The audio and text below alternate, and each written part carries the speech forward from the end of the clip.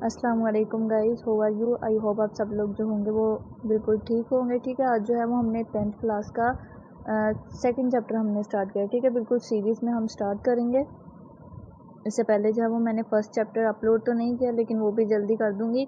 लेकिन मैंने उसकी जो है वो एक्सरसाइज की बिल्कुल सारे शॉर्ट क्वेश्चन और कंस्ट्रक्टिव क्वेश्चन जो है वो अपलोड किए हुए हैं। ठीक है, आज जो है वो मैंने सेकेंड चैप्टर स्टार्ट किया है। तो टॉपिक का जो नेम है वो है मोलर वॉल्यूम। ठीक है, हम ये मोलर वॉल्यूम पढ़ेंगे, ये वाली एग्जांपल पढ़ेंगे और इससे नेक्स्ट जो है वो एग्जांपल दी गई हम उसको अच्छे से सॉल्व करने की कोशिश करेंगे। ठीक है, तो मोलर वॉल्यूम अब बारी बारी हमने जो है वो इसको समझना है। ठीक है, पहले वो क्या कह रहे हैं, the volume of a gas, किसी भी गैस का जो वॉल्यूम है वो चेंज होगा, varies with change in pressure and temperature. ठीक है, इजीली आपने हर लाइन को जो है वो समझना है। वो कह रहे हैं कि जो गैस का वॉल्यूम है वो तब्दील होगा किस किस चीज़ के साथ, प्रेशर के साथ और टेम्परेचर के साथ। ठीक है, ये एक लाइन हो गई, समझ लें। ये जो है वो हमारे पास एक कंटेनर है। अब वो कह रहा है कि गैस का वॉल्यूम तब्दील होगा प्रेशर के साथ और टेम्परेचर के साथ। तो गैस का वॉल्यूम क्या है? ठीक है, ये हमारे पास एक कंटेनर है, इसमें हमने क्या ली हुई है, गैस ली हुई है। तो गैस के वॉल्यूम से मुराद यही है कि एक गैस ने एक कंटेनर के अंदर जितनी जगह घेरी हुई है, ठीक है, वो सारा उस गैस का क्या कहलाएगा, वॉल्यूम कहलाएगा। ठीक है, अब वो कह रहे हैं कि ये जो गैस का वॉल्यूम है वो चेंज होगा कितनी चीज़ों के साथ, दो चीज़ों के साथ, प्रेशर के साथ तब्दील होगा और टेम्परेचर के साथ। जाहिर सी बात है, अभी यहाँ पे हमारा जो पिस्टन है वो हमने यहाँ पे रखा हुआ है। ठीक है, सेकंड स्टेप में अगर आप क्या करोगे, ये जो पिस्टन है अगर आप इसको थोड़ा सा कंप्रेस करोगे, मतलब हमने प्रेशर लगाया, तो पहले गैस के मॉलिक्यूल यहाँ से लेके यहाँ तक फैले हुए थे। ठीक है, यहाँ से लेके यहाँ तक, लेकिन जैसे ही हमने प्रेशर इंक्रीज किया, हमने क्या किया, प्रेशर बढ़ाया, तो गैस के मॉलिक्यूल क्या हो गए, गैस के मॉलिक्यूल एक दूसरे के करीब करीब आ गए और गैस के वॉल्यूम क्या हो गया, कम हो गया। इसी तरह क्या होता है, टेम्परेचर। ठीक है, टेम्परेचर का भी यही होता है, अगर हम नीचे से इसको टेम्परेचर देंगे तो ये जो गैस के मॉलिक्यूल है ना, ये एक दूसरे के साथ वाइब्रेट करना शुरू कर देते हैं। ठीक है, उनके जो मूवमेंट की स्पीड है वो क्या हो जाती है, तेज़ हो जाती है। तो यही उसने पहली लाइन में बात भी की हुई है कि जो गैस का वॉल्यूम है वो कितनी चीज़ों के साथ चेंज होगा, प्रेशर के साथ चेंज होगा और टेम्परेचर के साथ। ठीक है, ये एक लाइन हो गई है। उसके बाद वो कह रहे हैं कि in order to compare the volume occupied by different gases. अब इसमें ना वो कह रहा है कि अगर हमारे पास डिफरेंट गैसेस है, ये एक कंटेनर है, ये दूसरा कंटेनर है और ये तीसरा कंटेनर है। पहले में हमने हाइड्रोजन गैस ले ली, दूसरे में हमने जो है वो ऑक्सीजन गैस ले ली, तीसरे में हम ले लेते हैं कार्बन डाइऑक्साइड गैस CO2। ठीक है, वो कह रहा है कि in order to understand, in order to compare the volume occupied by different gases. वो कह रहे हैं कि ये जो मुख्तलिफ गैसेस हैं, इन्होंने जो वॉल्यूम ऑक्युपाई किया है, ठीक है, कि ऑक्सीजन के जो मॉलिक्यूल्स है, ऑक्सीजन गैस है, वो कितना वॉल्यूम कवर करेगी, कार्बन डाइऑक्साइड कितना वॉल्यूम कवर करेगी, या फिर हाइड्रोजन कितना वॉल्यूम कवर करेगी। इस चीज़ को समझने के लिए we must adopt a set of standard condition. हमें जो है वो स्टैंडर्ड कंडीशन यूज़ करनी पड़ेंगी। ठीक है, हमें क्या यूज़ करना पड़ेगा, स्टैंडर्ड कंडीशन टेम्परेचर की और प्रेशर की। ठीक है, जिसे हम क्या कहते हैं, रूम टेम्परेचर। ठीक है, एंड प्रेशर। वो कह रहे हैं कि अगर आपने ये बात समझनी है कि जो मुख्तलिफ गैसेस हैं, ठीक है, वो एक ही टाइम पे कितना वॉल्यूम ऑक्युपाई करती है। पहले में हमने हाइड्रोजन गैस ले ली, दूसरे में हमने ऑक्सीजन गैस ले ली, तीसरे में चले नाइट्रोजन गैस ले लिए। ठीक है, वो कह रहे हैं कि ये मुख्तलिफ गैसेस कितना वॉल्यूम ऑक्युपाई करेंगी। ठीक है, इस चीज़ को समझने के लिए आपने स्टैंडर्ड कंडीशन लेनी है। ठीक है, मतलब जो आपका टेम्परेचर है वो भी आपने स्टैंडर्ड लेना है, कितना होता है स्टैंडर्ड टेम्परेचर, 0 डिग्री C। ठीक है, और जो आपका प्रेशर है वो भी आपने क्या लेना है, स्टैंडर्ड लेना है। ठीक है, जो स्टैंडर्ड प्रेशर है वो हमारे पास जो है ना वो 760 होता है। ठीक है, 760 टोर। और जो हमारे पास स्टैंडर्ड टेम्परेचर है वो हमारे पास जो है वो दो तरह से होता है, सॉरी 0 डिग्री C नहीं होता, वो होता है 25 degree C। Standard temperature 25 degree C और स्टैंडर्ड प्रेशर 760 टोर। ठीक है, यहाँ पे आगे दिया होगा। अब वो कह रहा है कि पहली लाइन में उसने फ़िलहाल यही बताया कि अगर हमने गैस का जो वॉल्यूम है वो दो चीज़ों पे डिपेंड करेगा, प्रेशर पे और टेम्परेचर पे। उसके बाद उसने कहा कि अगर आपने मुख्तलिफ गैसेस जो वॉल्यूम ऑक्युपाई करती हैं उसको आपने अंडरस्टैंड करना है, तो वो हमें कौन सी कंडीशन ऑक्युपाई करनी पड़ेगी, हमें स्टैंडर्ड कंडीशन यूज़ करनी पड़ेगी। ठीक है, अब वो बताएगा अकॉर्डिंगली 25 डिग्री सी, वो कह रहे हैं कि 25 डिग्री सी, या फिर 298.15 केल्विन। ठीक है, ये एक ही बात है। 25 डिग्री सी यहाँ पे उसने टेम्परेचर सेल्सियस में दिया है, और अगर उसने लिखा है ना 298.15, ये उसने केल्विन में दिया है। ठीक है, तो आपको दोनों तरह से एमसीक्यूज पूछा जा सकता है। वो कहेगा कि स्टैंडर्ड टेम्परेचर कौन सा होता है, तो आप उसको बताओगे। अगर उसने 25 डिग्री सी का ऑप्शन दिया होगा तो इस पर टिक कर देना, वरना अगर उसने केल्विन में पूछा, ठीक है, के का मतलब होता है केल्विन, तो आप ये 298.15 केल्विन पे टिक करोगे। ठीक है, एंड 1 एटमॉस्फेरिक प्रेशर, और प्रेशर कितना होना चाहिए स्टैंडर्ड फॉर्म में, 1 एटमॉस्फेरिक या फिर 760 टोर। ठीक है, ये दोनों वैल्यूज याद रखनी है।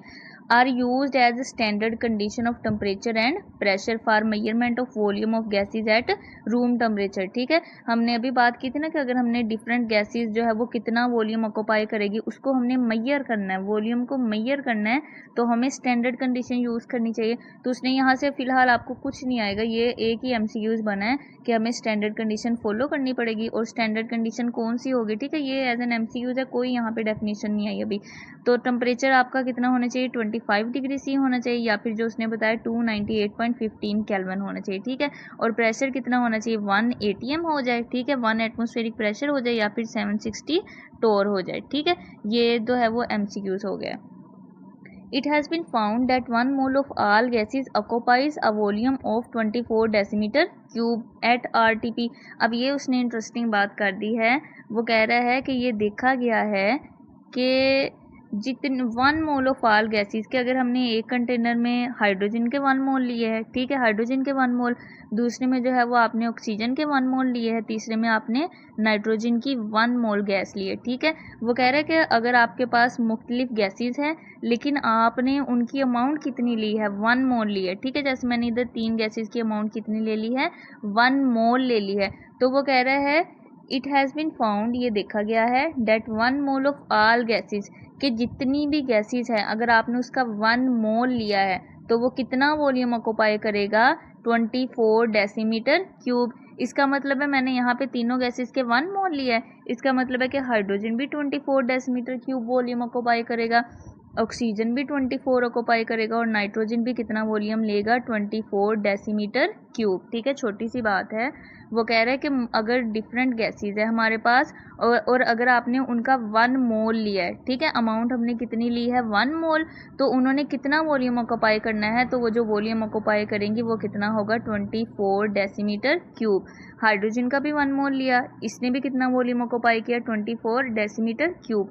वॉल्यूम ऑक्यूपाई का मतलब है कि हाइड्रोजन गैस ने कितनी जगह घेरी है। ठीक है, अगर हमने मुख्तलिफ गैसेस का 1 मोल लिया है तो वो गैस कितना वॉल्यूम ऑक्यूपाई करेगी, 24 डेसीमीटर क्यूब। ठीक है, दिस इज कॉल्ड, आगे जो है वो डेफिनेशन है, this is called molar volume, इसको हम क्या कहते हैं, मोलर वॉल्यूम कहेंगे। ठीक है, तो उसके बाद ये जो है वो एज अ डेफिनेशन कर लीजिएगा कि मोलर वॉल्यूम क्या होता है। ठीक है, तो इट हैज़ बीन फाउंड से लेके it is called molar volume. आगे वो कह रहे हैं कि it is worth noting that 1 mole of each gas, वो कह रहे हैं कि ये हैरान कुन बात है कि 1 मोल ऑफ ईच गैस के, कोई भी गैस है, हाइड्रोजन का भी 1 मोल लिया हो, ऑक्सीजन का भी, या फिर किसी और गैस का भी, तो उसके अंदर क्या होता है, सेम नंबर ऑफ मॉलिक्यूल्स होंगे। ठीक है, वो कह रहे हैं कि अगर आपके पास 2 मुख्तलिफ गैसेस हैं, जैसे कि एक में मैंने हाइड्रोजन गैस ले ली और दूसरे में मैंने ऑक्सीजन गैस ले ली, इसका भी मैंने 1 मोल इस कंटेनर के अंदर डाला, ऑक्सीजन का भी मैंने कितना डाला, 1 मोल डाला। वो कह रहे हैं कि अगर आपने मुख्तलिफ गैसेस का अमाउंट जो है वो 1 मोल ली है, तो कंटेनर के अंदर जो नंबर ऑफ मॉलिक्यूल्स होंगे वो भी क्या होंगे, सेम होंगे। ठीक है, मतलब हाइड्रोजन का भी मैंने 1 मोल अमाउंट ली, ऑक्सीजन की भी मैंने 1 मोल अमाउंट ली,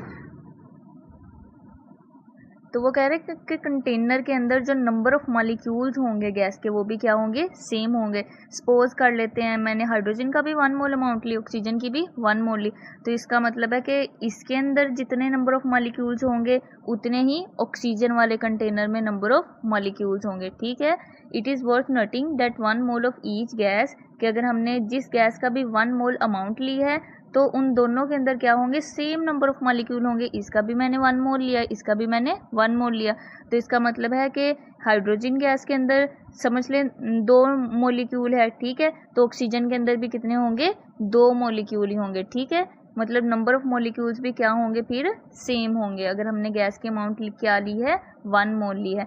उसके अलावा ऑक्यूपाइज द सेम वॉल्यूम, वो कह रहे हैं कि एक तो नंबर ऑफ मॉलिक्यूल सेम होंगे, दूसरी कौन सी चीज़ सेम होगी, वॉल्यूम भी सेम होगा। जितना वॉल्यूम हाइड्रोजन गैस ने कवर किया होगा उतना ही वॉल्यूम ऑक्सीजन गैस ने कवर किया होगा, ठीक है।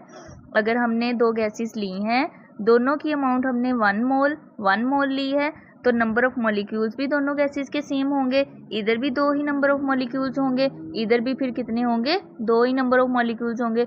दूसरी बात उसने क्या कर दी, उसने कहा कि दोनों गैसेस का जो वॉल्यूम है वो भी क्या होगा, सेम होगा, ठीक है। दोनों गैसेस एक ही जितनी जगह घेरेंगी। उसके अलावा वो क्या कह रहा है, and at the same time has different mass, लेकिन उन दोनों गैसेस का मास क्या होगा, मुख्तलिफ होगा, ठीक है। वो कह रहा है कि अगर हमने मुख्तलिफ गैसेस ली है, उनकी अमाउंट हमने 1 मोल ली है, हाइड्रोजन गैस की भी अमाउंट 1 मोल ली, ऑक्सीजन गैस की भी अमाउंट 1 मोल ली, तो कंटेनर के अंदर जो नंबर ऑफ मॉलिक्यूल्स हैं वो हाइड्रोजन गैस के भी बराबर होंगे और ऑक्सीजन गैस के भी बराबर होंगे, ठीक है। जितने हाइड्रोजन गैस के नंबर ऑफ मॉलिक्यूल होंगे उतने ही ऑक्सीजन गैस के नंबर ऑफ मॉलिक्यूल होंगे, और दोनों गैसेस का वॉल्यूम भी क्या होगा, सेम होगा। मुख्तलिफ कौन सी चीज़ होगी, उन दोनों का मास, मतलब कि हाइड्रोजन का मास डिफरेंट होगा और ऑक्सीजन का मास डिफरेंट होगा।